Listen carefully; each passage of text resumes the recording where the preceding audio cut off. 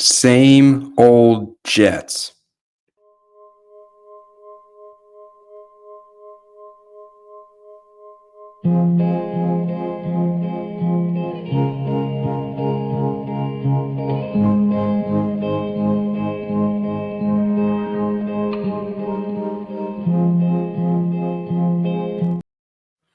Some things never change. Hello and welcome to another episode of In the Trenches with Gang Green. Today is Tuesday, September 30th.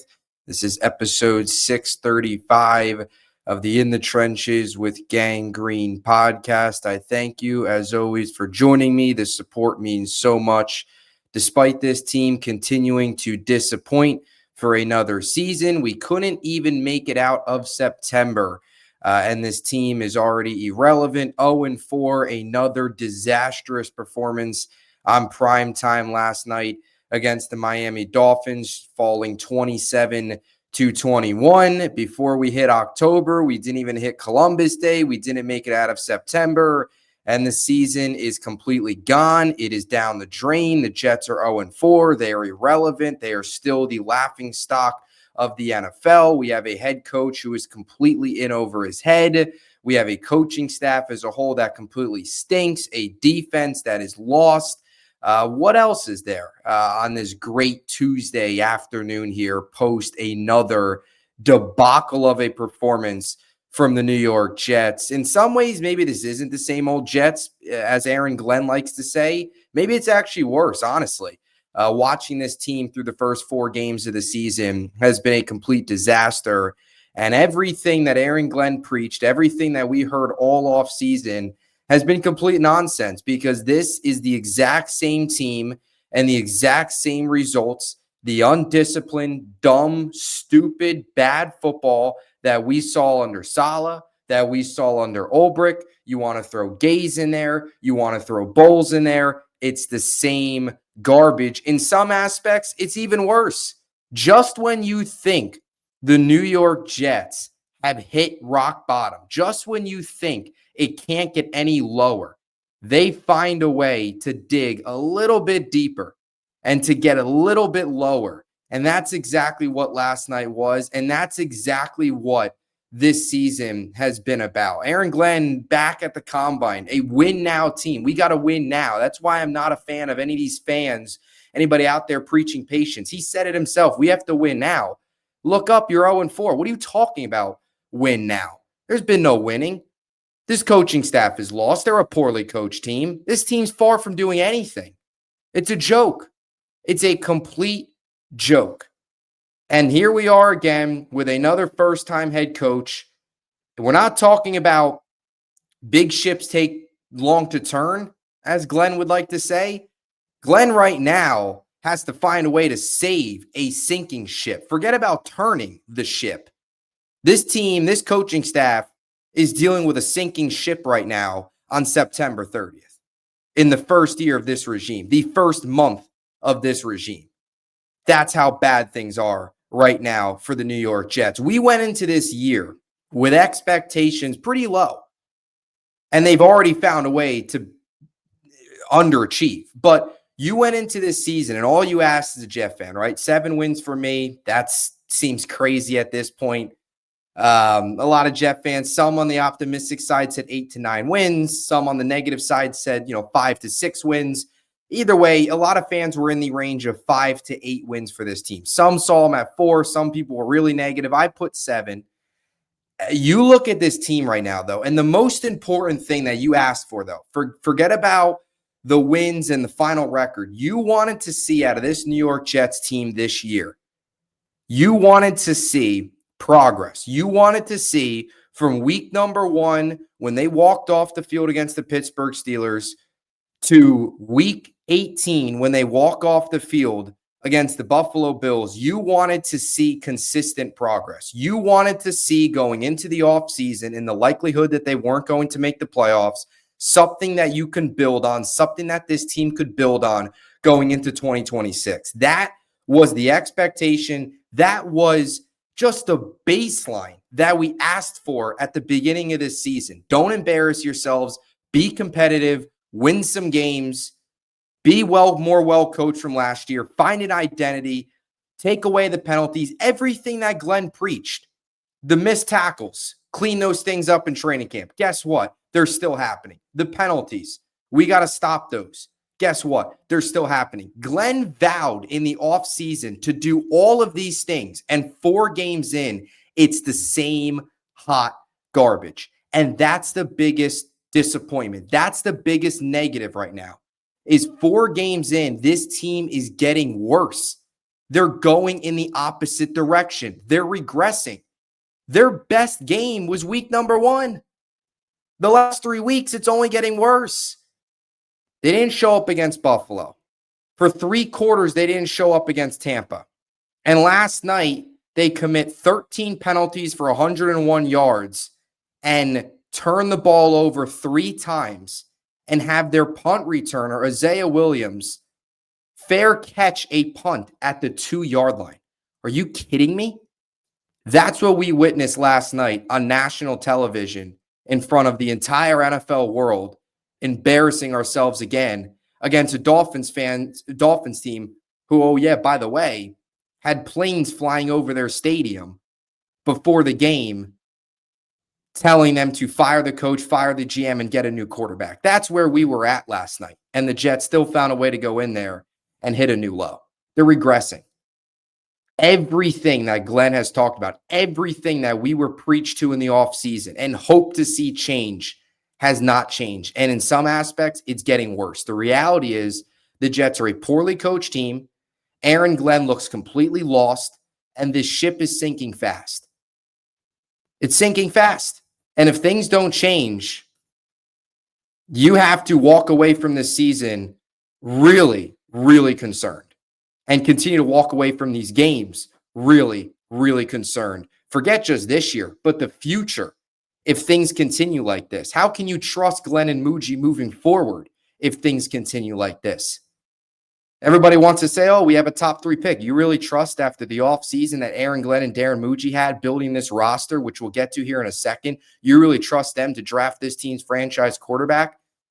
I don't want to quit on them 4 games in, but just looking down the road here, a lot of the alarms are starting to sound. Not starting to. They've already sounded with this regime. This is New York. Major market. You got to win games. They're not winning games. They're far from winning games right now. And frankly, you look at the schedule, and it's tough to try and muster up ways that they can win these games. I mean, Dallas is going to come into their own building. First of all, it's going to be 80% Cowboys fans, because which Jets fan is going to want to go to that game on Sunday? Waste of money, waste your Sunday afternoon sitting in that dump watching the Cowboys put up 50 points on this defense. Denver coming off a win last night. Great defense in London. Carolina's not even a given at this point. And Cincinnati, they're terrible, but the Jets stink too. I mean, the Jets are awful. I mean, really, if the Jets played the Titans or Saints right now, which they actually play the Saints later in the year, which they'll probably win that game. That's what the Jets will do. They'll find a way to win some games late and screw up their draft position. I mean, it happens every year. It really is crazy that through this 14-year playoff drought, the Jets have not once had the number 1 overall pick, because they always find a way to win meaningless games late. That is what will happen. That's the script. All right, this team will win meaningless games late in the year. Aaron Glenn, Darren Muji, and this regime will preach to us how, oh, this is a great end of the season. This is a positive. We're going to build on this, and we'll start next year, and it's going to be the same garbage. And they're going to draft a rookie. He's going to stink, and it's going to be the same cycle. We all know it's coming. But seriously, where's this team getting a win? And this team continues 0-6, 0-7, 0-8. You get to the bye week, and they're 0-7, which is a real, or 0-8, which is a real possibility, or even 1-7. You have to have a real conversation about a one-and-done situation with Glenn. You do. You can't go out there and win 3 games this year and be brought back and just act like everything's okay. And this is going to be great. They're going to figure it out in 2026. No, you can't do that. So the seats already got to start to get warm. There's already got to be a sense of urgency in this organization to turn this thing around with this regime, because this past 6 months, with the moves they made in the offseason and the results we're seeing right now on the field, has been a complete disaster. Complete disaster.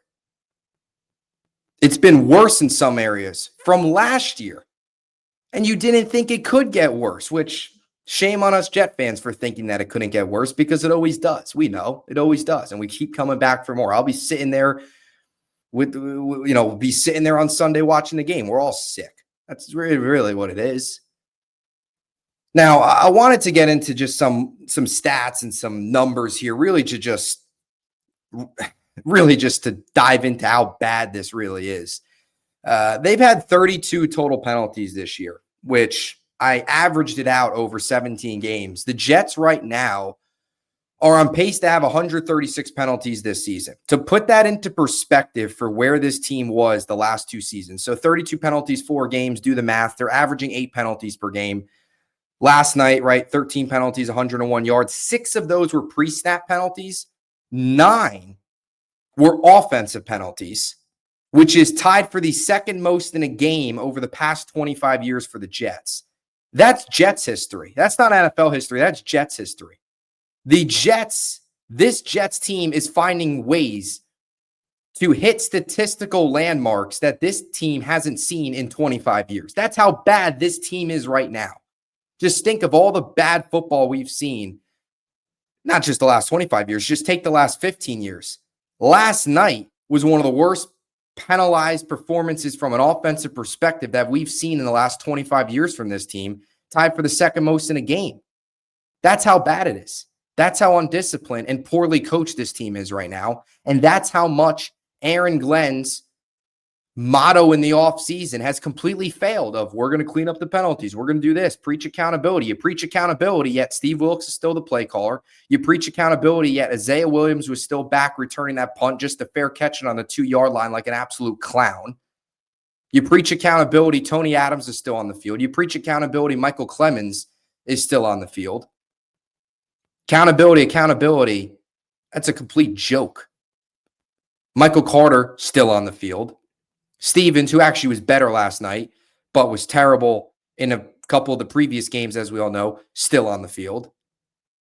Accountability, none of that. None of that. And I don't want to hear anything about, he ripped into the team post-game. Great, they're 0-4. Excellent. Rip into the team. They're just going to go out there on Sunday and embarrass themselves again. There's no action. You could scream at guys all you want. You actually have to take them out of games, hold them accountable, do something about it instead of just yelling at guys. Like that's going to do anything, because it hasn't. You look at, like I said, I kind of got off the rails here. I'm just so frustrated with how low the bar was this year. All we ask for this team is to be competitive. Don't embarrass yourselves. And here we are again with this team. But I mentioned they're on pace for 136 penalties this year. You look at the last 2 years, 2023, 2024, they were the highest penalized team in the NFL under Saleh and partially Olberg as well. 124 penalties in 2023 and then 137 penalties last year. So 136 penalties this year would essentially be right in line with last year's team, one less than last year, and would be more than 2023. So you talk about undisciplined football. This Jets team is literally the exact same from a penalties standpoint that we saw last year, which was the worst coach team in arguably NFL history. That's how bad it was. And we're seeing it all over again with this team. I want to add one other note with the penalties as well. You look at the last 2.5 years. So 38 games, 17 in 2023, 17 in 2024, and the 4 so far. The Jets have committed 293 penalties over the last 38 games. That's round that up. It's about 7.7. So round it up. It's about 8 penalties per game. The next closest team is the Tennessee Titans, who have 277. That's a 16 penalty difference. That's about a 2-game difference worth of penalties from the Jets, who lead the NFL over the last 38 games, and the next closest team. That's how much more penalized the Jets have been than the rest of the NFL. It also shows you just how bad the Jets are, because the Titans stink, and yet the Jets are finding ways to be even worse than those two teams. Like I said, I would have no faith if the Jets played the Titans or Saints right now. I wouldn't, because the Jets are just that bad, and in some areas even worse. And over that time, a 12-26 record. Disgusting. And a lot of it is the pre-snap penalties. Last night, receivers, illegal shifts, illegal formations, not knowing who's got to be lined up with the line of scrimmage. Miscommunications along the offensive line and Fields felt like he didn't know who the Mike linebacker was. There was some confusion there. It's all those pre-snap, unacceptable false start, delay of games, no urgency, legal formations, and they kill you.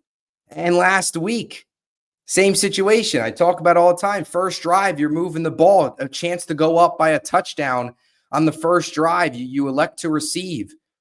On the road against Tampa, a chance to go down there, make a statement early. Arian Smith had the illegal formation, and on a 2nd and 1, it moves them back, and the drive died. And instead of scoring a touchdown, you have to settle for 3. I mean, that's how it's those little things with this team. You look at the overall numbers last night. The time of possession was very close to being even. It was 30 minutes, 48 seconds to 29 minutes and 12 seconds. But the Jets in this game converted on third down at a higher rate. They had 104 more total yards than the Dolphins did. The Jets averaged 7.1 yards per play compared to Miami's 5.4. They had more passing yards, more rushing yards. They almost rushed for 200 yards last night as a team. Justin Fields with that crazy 43-yard run. Another one of these games where they do all of these things from just statistically, they do all of these things. You look at it, they should win the game. If you told me Fields goes out there and throws for 226 yards, a touchdown, and rushes for 81 and a touchdown, he has 2 total touchdowns, I'd probably say, yeah, they got a good chance of winning.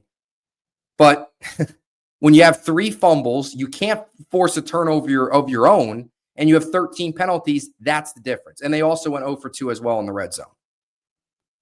That's the difference compared to Miami, no turnovers, just 6 penalties, 3 for 4 in the red zone, little margins. Kills you. Same old Jets. I mentioned the turnovers. Perfect segue. The Jets are the only team right now, 4 games in, without a turnover. Going into this week, there was 3 teams. Dolphins, Jets, Commanders, and of course the Dolphins all got turnovers. So the New York Jets are now the only team in the NFL without a turnover 4 games in. Record speaks for itself, 0-4, no surprise. They have a -7 turnover differential as well, so they've coughed up the ball 7 times this season, 3 of those last night, which is the worst in the NFL. So on top of not forcing a turnover, they also have the worst turnover differential in football, and they're only the 5th team. This is crazy. Credit to Rich Cimini for this stat. Only the 5th team in the past 90 years to be 0-4 with 0 takeaways. So that is crazy. Only the 5th team, 90 years, they're only the 5th team to be 0-4 with 0 takeaways. Seriously? I mean, that's another new low we've hit with this team. From a turnover perspective, they're one of the worst teams in the last 90 years at forcing turnovers. Are we serious? I mean, this is where we are right now. And on the topic of not being able to force turnovers, that the Jets can never jump on a fumble, never interceptions. It's pathetic. That's always been a staple with this defense. Even going back to when they were at their best in 2023, they were never very good at forcing turnovers, but they were so good that they were just forcing 3 and outs, smothering quarterbacks, getting pressure. They were able to get off the field and able to still be dominant. But the one thing that has always missed with this Jets defense, even when it was at its peak under Saleh, which was a top 5, top 3 defense, one of the elite defenses in football during that 2023 season and even 2022 as well. But 2023 was when it's at its peak. They still struggle with turnovers, but now it's hit to a point where they can't force any. And it's crazy. I mean, 1,500 of the last 1,501 fumbles that the Jets have forced have fallen into the other team's arms. That's obviously a fake stat, but that's what it feels like. It really is. And then from the defensive perspective, talk about just a fall off. I said this last night. If Aaron Glenn wants to preach accountability, Steve Wilkes, forget about his seat being warm. His seat's got to be red hot right now. his seat's got to be red hot. And I think there's a really good chance that he's a one and done. I don't think they'll fire him during the year, but he's definitely got to be a guy that should be gone after this year, which to be honest, I'm being 100% honest. I didn't mind Glenn or the Wilkes hire rather. You guys know Glenn was not my top choice, but that's besides the point. I didn't mind the Wilkes hire. I like the experience on the staff. I'm actually surprised it's been this bad, I'll be honest. And a lot of it is on him. Now, there's certainly with this defense, the talent, there is some areas where there's just no talent. And that falls on the GM and that falls on the head coach for continuing to play the same guys. And it falls on Muji for not getting edge depth, going base, kind of going dollar store shopping when it comes to a guy like an Andre Cisco and just this roster as a whole. But there's a good chance that Wilkes is a one and done. He's trending in that territory. There's no excuse, especially from Glenn's standpoint. Like, you just look at, if the Jets win 3 games this year and Glenn keeps his job, there's going to have to be some sort of scapegoat, some sort of change. You can't win 3 games in your first season and not make a change. So I think there's a good chance Wilkes isn't trending in that direction, but you've got 13 games left. You've got to, if Glenn wants to speak all this accountability, I'm a CEO coach, I oversee everything, you got to change the play caller. Whether it's Glenn calling plays, somebody else in the defensive staff calling plays, Wilkes is way too stubborn with what they're doing schematically. There has been 0 adjustments in the first 4 games. It's the same thing every single game. Mesh concepts across the middle. The Jets are lost. Their guys are running wide open every game, and Wilkes hasn't made a single adjustment. His scheme is so bad, and there's no changes. So from a defensive play caller, they've got to adjust there. I don't think they will, because what tells you that this coaching staff is going to adjust, because they haven't in 4 games. But something that I would do, and I think every Jet fan's on board with. And just speaking of the defense, though, we talked about the 0 takeaways, only team in the NFL without. They've only had 6 sacks this year. 6 sacks. That's tied for 25th in football with the Cincinnati Bengals, who stink as well. And the 6 sacks, too, I think you have to put an asterisk on it. 4 of those came in week 1. They had 4 sacks in week 1, meaning they've had just 2 sacks in the last 3 games. No sacks last night. In fact, they didn't even register a quarterback hit on Tua last night. Tua wasn't even on the ground.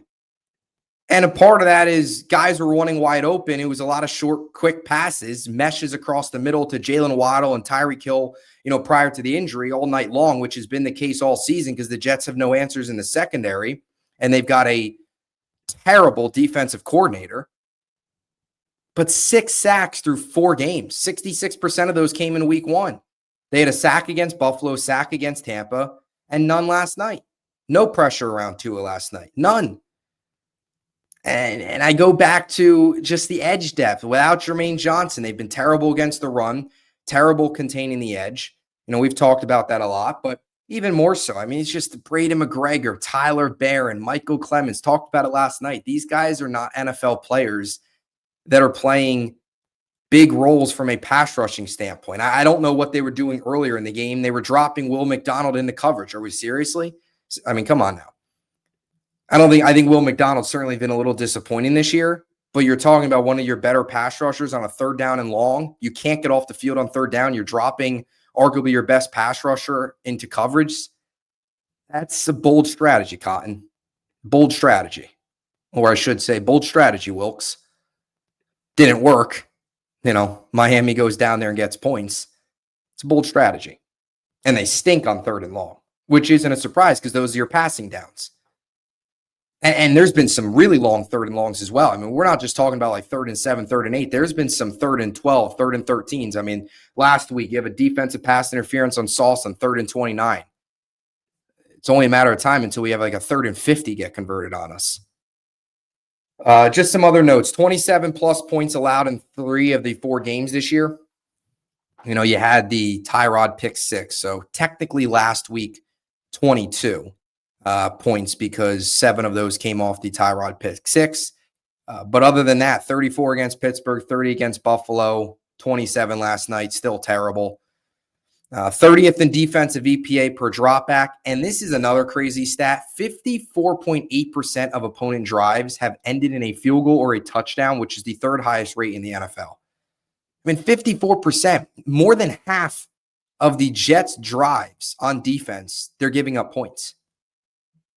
And that's just unacceptable. And, last night you had a chance to, you go down, they're terrible, but you have the fumble and they end up going down, having that 15-play, 96-yard drive. I know last night the defense, starting out halftime with the ball on their own 36-yard line was put in a bad spot, but instead of at least holding them to a field goal, 6-play, 36-yard drive. And a lot of these, they've just been long drives where they're just grinding you down, these 7, 8-play, 15-play, 12-play yard drives where it's just, just third and long conversion. It just wears the defense down. And anytime this defense has had a lead, they can't hold on to it. And that was a staple of last year's team. Another shade of last year creeping up into this season. You go to the Pittsburgh game, they had a chance to get to Rodgers, stop him, and end the game. Late in that game, Brandon Stevens with the dropped interception. That would have been it. We'd be talking about a Jet team with at least a win. If they could have got a stop against Tampa after the Will McDonald. This defense gets 2 stops. We're talking about a 2-2 team. But instead, there's no stops. They can't get a big stop. And obviously throughout the game, they're getting picked apart. And that's against Tua too. Last night was the opportunity for the Jets to force a turnover. Tua is always good for one of those boneheaded mistakes. And that's not just joking about Tua. It's the truth. He is known for making costly mistakes late in games. You saw it on Thursday night against Buffalo. Dolphins are driving. Game is still right there for the taking. And he throws a terrible interception. Only the Jets can go into the game with 2 teams that don't have turnovers forced. And the Jets outgain them yards-wise by more than 100. Rush more, pass more, all that stuff. And only the Jets can find a way, turn the football over 3 times, get penalized 13, and lose the game. That's such a Jets way to lose. And just one note on Justin Fields. Look, I thought he played well last night. Or at least he was okay. He's not the biggest. He's the furthest thing from this team's biggest issues when you look at the grand scheme of things, specifically when you talk about the culprits last night. He did have the fumble, but I thought in general he started rough. It was certainly rough early from a passing standpoint. There was a couple of those penalties. Not that they were all on him, but there did seem, from what he was reading with the defense, there seemed to be some confusion with Fields. It felt like early mentally he was a little off, but he started to play better. I still think Engstrand, and I do think Engstrand's actually done some good things. Look, he's kind of tied at the hands a bit because this is a team that has no wide receiver too, and Fields has his limits. The biggest thing I still don't like is late in these games, the third quarter last night, they're still too reliant on the run. You look up at the scoreboard, they're down 2 scores and they're still running the football like they're winning. Like, no, you got to have more of a sense of urgency. You've got to pass at some point.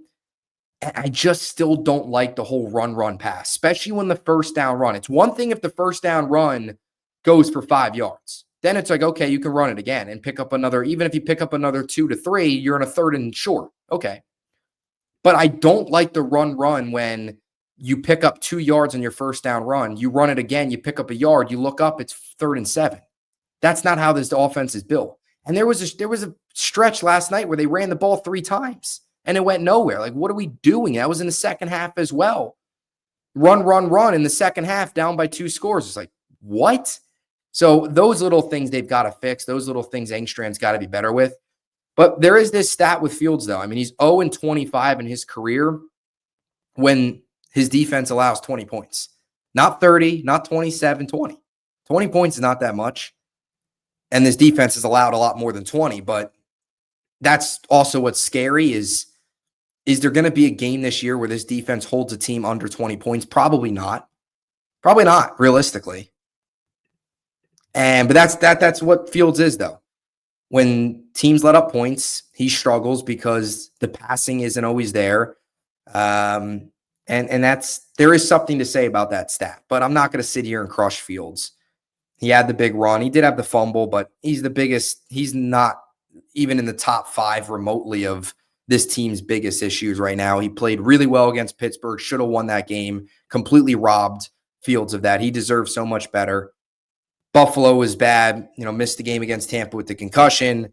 Last night, he was fine. He played well enough for the Jets to win, but when you have 3 turnovers, all the penalties, terrible coaching, bad defense, you're going to lose. So, and I just want to throw some other stuff out here. Just talk about the roster stuff. It continues to be so infuriating to see nobody minus Garrett Wilson get open. I mean, God forbid, and knock on wood, this doesn't happen, but if Garrett has to miss a game or 2, this team is in shambles. Now, Mason Taylor showed some positives last night, which was good. And I talked about that in the preview pod. They needed to get him involved because the Dolphins defense, not only have they just struggled in general this year, but they've been really, really bad against tight ends specifically. They went into the game allowing the 2nd most yards to tight ends in the AFC, 6th most in the NFL. And Mason Taylor hasn't been involved enough. Glenn actually talked about it during the week that they got to get him more involved. So he was certainly more involved last night. You also kind of saw the writing on the wall, returned to Miami. Dad was in attendance, all the family, all that stuff. Either way. Outside of that, though, I said it last night in the post-game pod. The only other Jets receiver to have a catch minus Garrett Wilson was Allen Lazard. I mean, and then Josh Reynolds had 2 targets. Josh Reynolds being this team's wide receiver 2. Allen Lazard, Arian Smith's been a non-factor. Tyler Johnson was inactive. Even when he's been out there, he's been a non-factor. We talked about it all off season. This receiving room outside of Garrett Wilson is awful, and they did nothing to address it. Nothing to address it. And you can't even blame a guy like Arian Smith because he's a 4th-round developmental pick. He's not supposed to be a wide receiver 2, wide receiver 3 right now, but he's kind of in that role because they're so bad behind Garrett Wilson. And that's on Muji and Glenn. Because let's be honest, Muji reports to Glenn. Glenn's the face of this thing. So Muji does deserve criticism, but a lot of this does just fall on the plate of Glenn because he's the face of this. They hired him first. He's running this show. So he also has a lot of say in personnel decisions as well. So it's everybody, but it's unacceptable. And it's just so frustrating that we could see this from a mile away. And what did the Jets do behind Garrett Wilson? They signed Josh Reynolds, Tyler Johnson to cheap contracts, kept Allen Lazard, and drafted Arian Smith, who, nothing against him, but probably you could have got as an undrafted free agent. You draft him in the 4th round. What did you expect? And here we are. It's a mess. It's a mess. And they haven't gotten Brees involved either enough in the past game.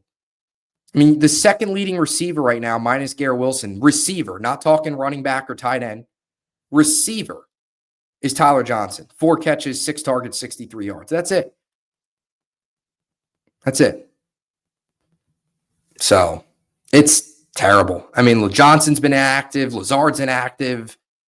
You're talking about guys that are wide receiver 3, wide receiver 4s on just average teams, on just decent teams. But they're playing bigger roles in the Jets because the Jets just stink. Defensive line, I've talked about that so much, just with the defensive end depth and the lack of, movement there. Muji has shown the willingness to trade for Harrison Phillips, Schwam Briggs, and even Jarvis Brownlee Jr. and pick up assets, but to not do anything for the defensive end room is despicable. And then you had, the secondary as well has been an issue. I mean, rolling into the season with Tony Adams still as your starting safety after everything we've seen at the last 2 years is, I don't know what they saw. Andre Sisco coming off a terrible year, you sign him. What did you really see in him? And I think a lot of this, I think part of this Jets regime, Jets coaching staff too, is eating a bit of humble pie. Because I think truly that they thought this coaching staff could fix a lot of errors with these guys. I do. I think they thought that this coaching staff, Aaron Glenn, could legitimately elevate a lot of these players. right? Take Andre Cisco from where he was last year and improve. Had a down year last year, get more to who he was because he was solid in the beginning parts of his career. I think they legitimately thought they could take Brandon Stevens and turn him into a much better corner. I think they thought they looked at this wide receiver room and said, we can get more out of maybe Lazard or Tyler Johnson. I don't even know how you view that, but hey, we have Aaron Smith. We can get a good amount out of him as a rookie.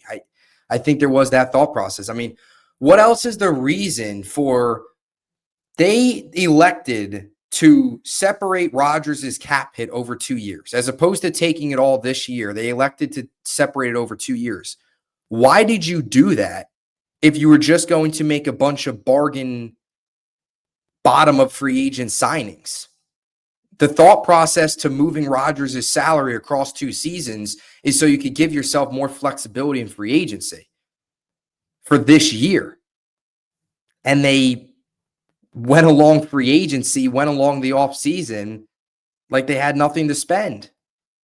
And these are the results. I mean, what else can I tell you? We talked about it all offseason. Here we are. It's really not a surprise.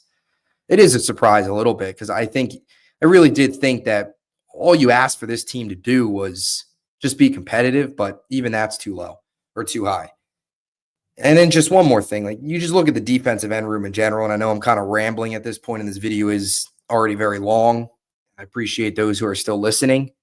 I've talked about it a lot, but just losing guys like Mosley has really hurt. Like a leadership like Mosley there has really hurt. That voice, that leader on the field, having guys in the right spots. Jamien Sherwood has been completely overwhelmed in that role right now. He looks terrible fresh off the contract. I mean, really, the only one that's lived up to the contract is Garrett Wilson. Sauce's looks terrible, and Jamien Sherwood's looked awful. And then just going back to the whole moving on from JFM, bringing in Reddick, not having Huff back.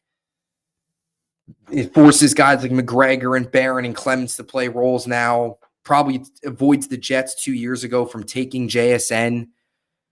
It's just like that's not on this regime.